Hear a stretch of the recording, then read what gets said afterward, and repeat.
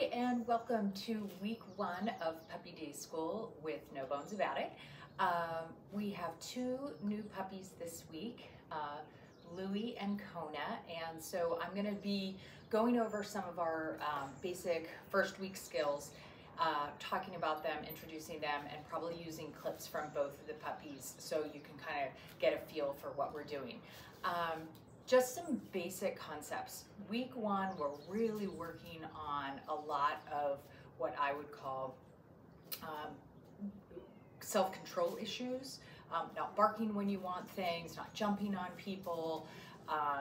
Those are really important in terms of just development, and the socialization aspect is also really important. How do you play appropriately with all different kinds of dogs? So those are the things I really want to hone in on this first week and subsequent weeks.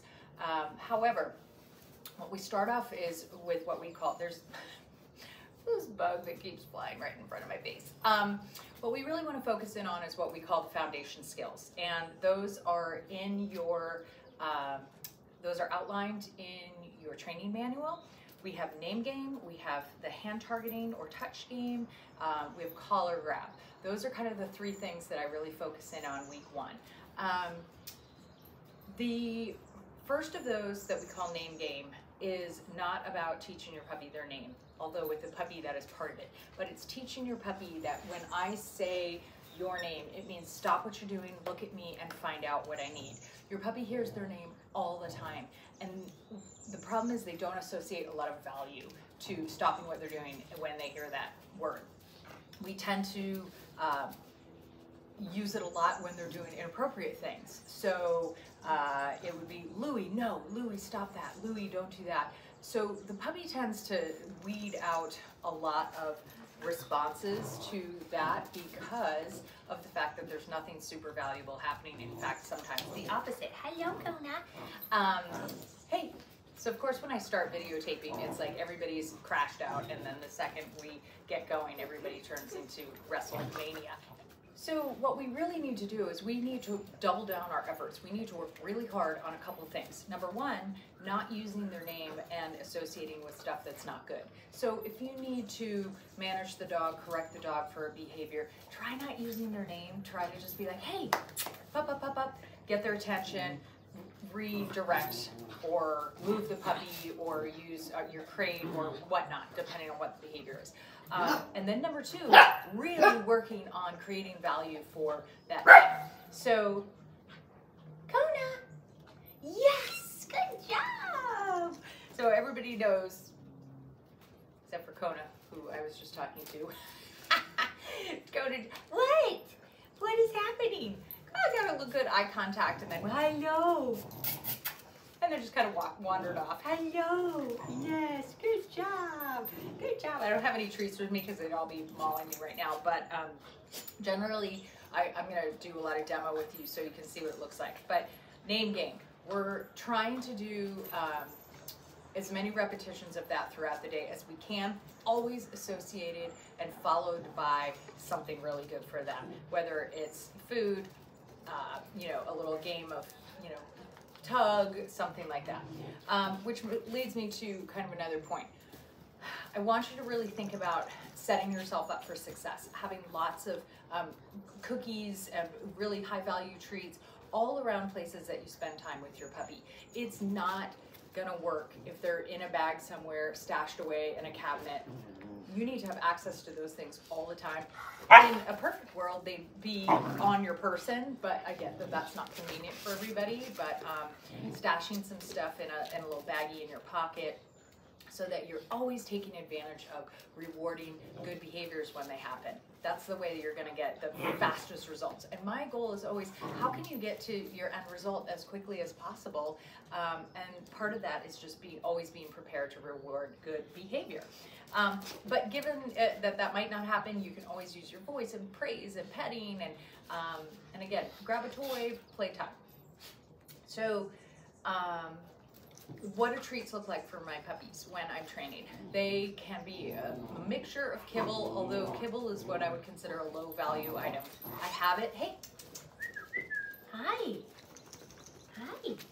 It's a low value item, but we still can use it for distraction techniques, things like that. And then more high value items like string cheese, cut up little pieces of turkey, I had salmon the other night. I mixed actually a bunch of leftover salmon and salmon skin with some kibble so that it kind of coated the kibble, and then it became really delicious for those puppies. Hi friend. So, you know, think about hi, what's going on? So the higher the value, the more your dog is going to want to work for you. So if, you know, think about it like getting paid for a job.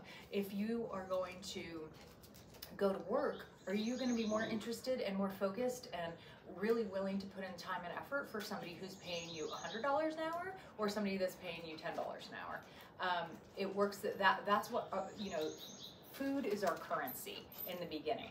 So it's really important to not waste time by utilizing less value stuff.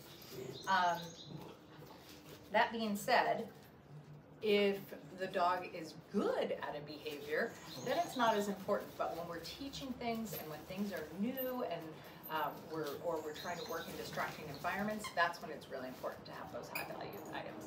Okay, so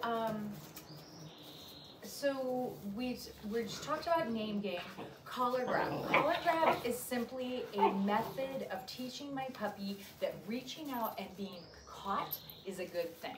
Most of them do not think that. They have what's called an oppositional reflex, meaning if I reach out or move towards them, their instinct is to move away. If I move away or run away, their instinct is to chase me. But I need to work for a lot of puppies,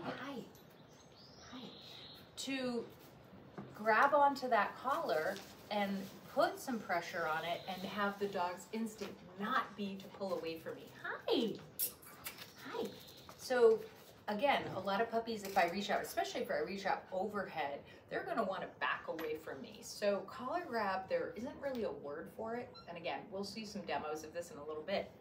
But it's simply reaching out, grabbing a hold of that collar, and delivering treats. So the dog starts to think, oh, whenever I see you reach out for me and grab me, I should want to move towards you, not run away. So collar grab is another foundation game, and then our hand targeting. Our hand targeting is called the touch game. It teaches your puppy that when I say this, Jessie, touch. Yes, touch. Yes, good girl. So Jessie's been here a couple weeks, so Jessie knows hand targeting really well. It's an amazing way to get your dog to focus on you and to stop focusing on something else. So it doesn't really work very well to tell your puppy not to do something. Stop jumping up on my bathrobe in the morning. Stop barking at that dog that you can hear, you know, in the neighborhood or down that you see walking towards us in the street. Doesn't work as well, but what does work really well to refocus your dog is give them something active to do, and that's where hand targeting comes in. There's a lot of other uses for it. We can use it as a secondary way to, instead of using come, not that we're not going to teach that, but dogs at this age catch on really quickly to hand targeting. June bug, touch. She's like, I don't know. What is that? Touch. Oh my goodness. Oh, there, thank you. You did it. Hooray. So we work on that constantly over the course of our program. So let's get to some demo stuff so you can see what this looks like in action.